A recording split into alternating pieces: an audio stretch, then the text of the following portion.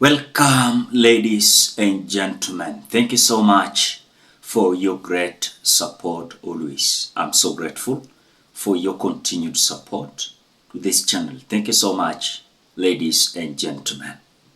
You will not believe what is now coming out from the appointed new IEBC commissioners as they were being vetted today. And you will not believe. Things are now coming out very clear. William Ruto is a man in a mission. And come 2027, the man has already planned himself. He is going to be declared a winner. After being declared a winner, watu watavurutana, but mtaambiwa muende Supreme Court. Mkishaenda Supreme Court, mtafanyiwa vile Martha Koome alifanya. Mtaambiwa William Ruto was legitimately elected as the President of the Republic of Kenya. I want us to look at how these IEBC commissioners, they were being vetted. And you can't believe your 2 years. The other one is now claiming and saying she is a UDA member, which it is not a crime, but is raising some fishy claims that she's likely to favor William Ruto because she is a member of UDA. I want you to listen to her, one of the IEBC commissioners.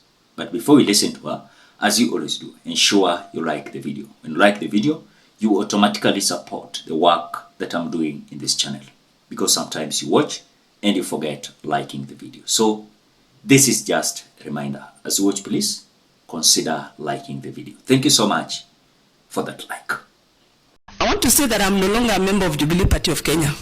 May it go on record. So I will not even be biased on in favor of Jubilee.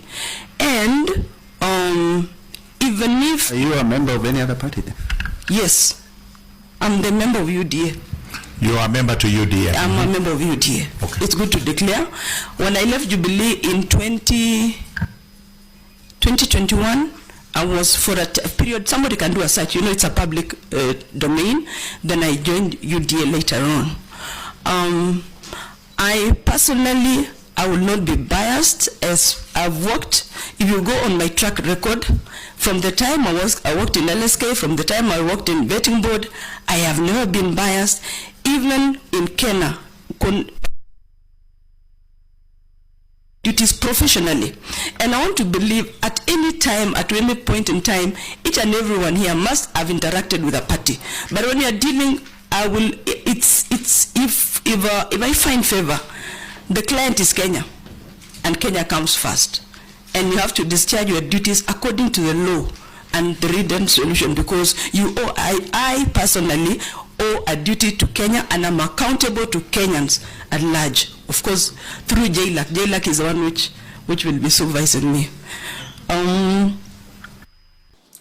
After listening to the lady, you can guarantee and say there's something fishy being planned behind the scene. As if that is not enough. We have a one man here now claiming that he is brother-in-law to Junet Mohammed. No wonder Junet Mohammed has been always saying that William Ruto is going to be re-elected. Mupende, musipende. And of course, he's having his brother-in-law. Amesindiliwa pale IEBC. Listen to the one of the IEBC commissioners now being pushed to declare if it is true that he is relating to Junet Mohammed, and he confessed that he is the brother-in-law to Junet Mohammed. But he's going to answer the allegations that have been brought in affidavits that he is actually Junet Mohammed's relative. That he has to answer, so that the members of public over there, when they see Commissioner Hassan Nur Hassan, you know, yes, that is a cousin to Junet Mohammed. No, he's brother-in-law. No, he's the other one, and we know it. All right, it's good to know. So, please answer Honorable Karemba's question. Are you related to Honorable Junet Mohammed? Mr. Chairman, I am related to Honorable Junaid Mohammed. I am his brother-in-law. Mr. Chairman, as his brother-in-law, I existed long before Junaid was born. But I am Junaid's brother-in-law. Completely different. All right. I think that is answered, Karemba. Yeah, Chair, I don't have another question. Yes. That is exactly what I wanted. That's the answer that has been given to the Republic of Kenya, and it's information. There is nothing wrong with being a brother-in-law to somebody, brother, cousin, whichever. But when you are discharging your duty, if this commission approves you, we will always bear that in mind. So, after listening to the man, we are having now the chairperson of IEBC, Erastus Ethekon. Erastus Ethekon, I realized something that is very fishy. Kumbe si mtu alikuwa naishi Kenya hii. Ni mtu wako na citizenship ya nchi ingine. And he was even asked, is there a scenario that he is likely to bungle the election of 2027? Then after that, he will flee. Naende hiyo nchi penye ako na citizenship. Akiwacha Kenya kichomeka. Kenyans, listen to Erastus Ethekon. But before you listen to him, we are being cooked. We can be emotional how we are going to remove William Ruto. These guys, wamejipanga. Na wanajipanga. Na watahakikisha kwamba wamejideclare. Take it to the nearest park. Listen to Erastus Ethekon, who is going to be the chairperson of IEBC.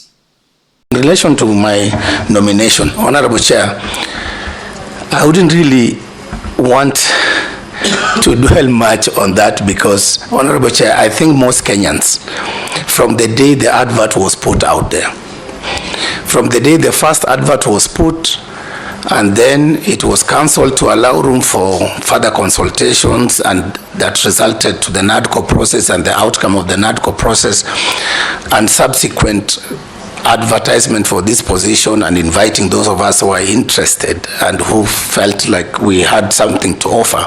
We were invited in an open process.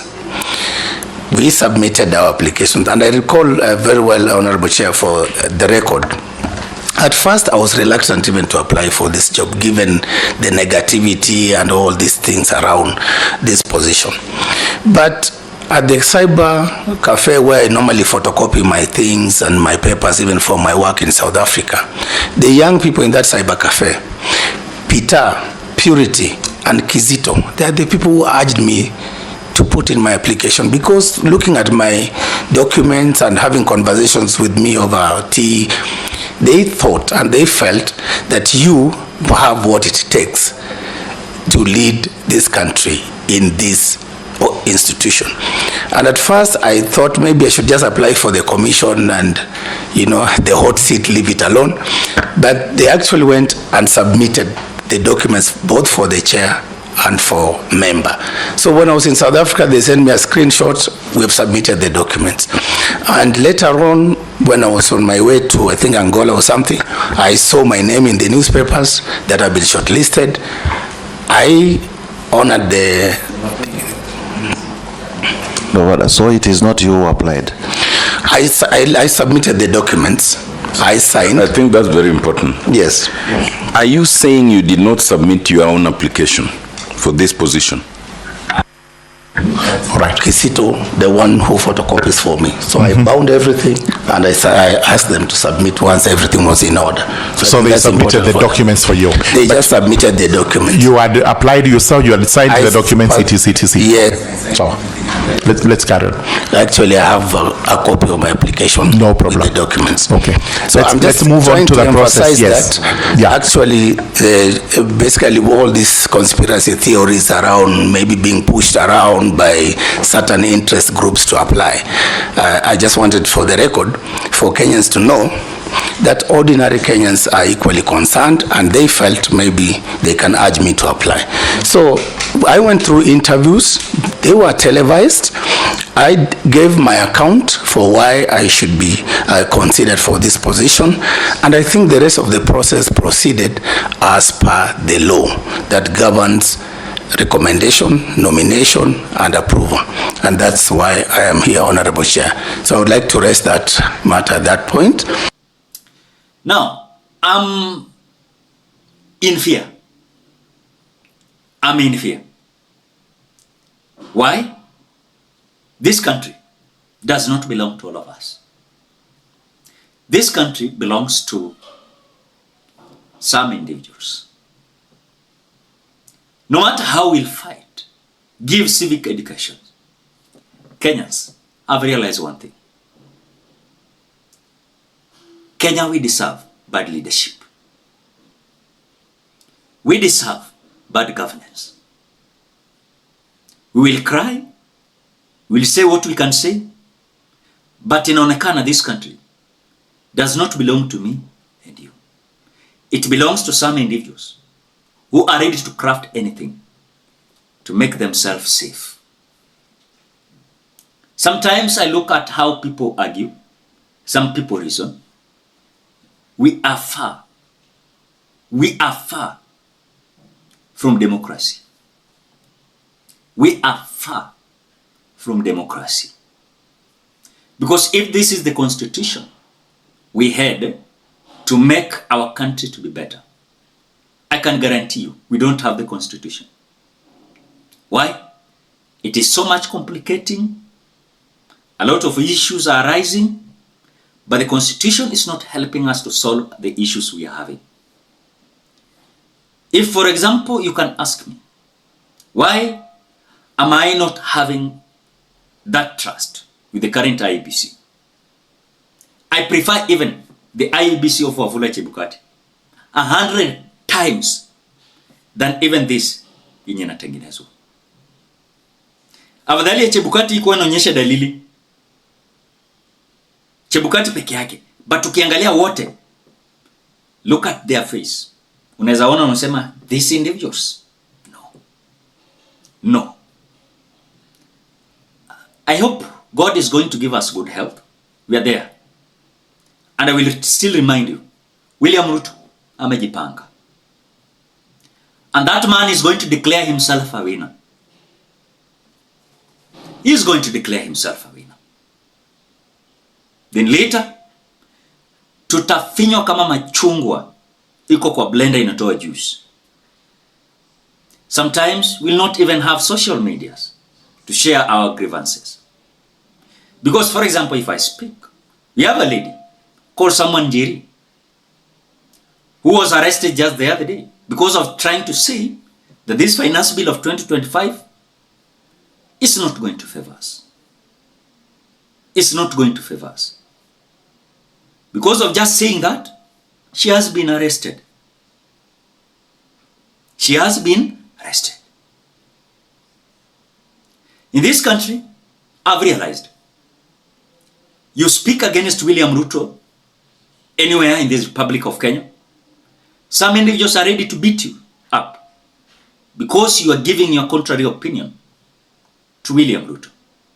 I've experienced myself personally. And if this is how the country is going to move, I don't think if we have a country. It is so painful that our country has been destroyed with punitive leaders, conmen in politics, sellout in politics, and we have surrendered. Our mission might be William Ruto one term, but I'm in fear. It might not be so. Myself, I've been in this platform and I've said and tried my best to convince some individuals. When you look how William Ruto is governing this country, it's like a banana republic. What can you say?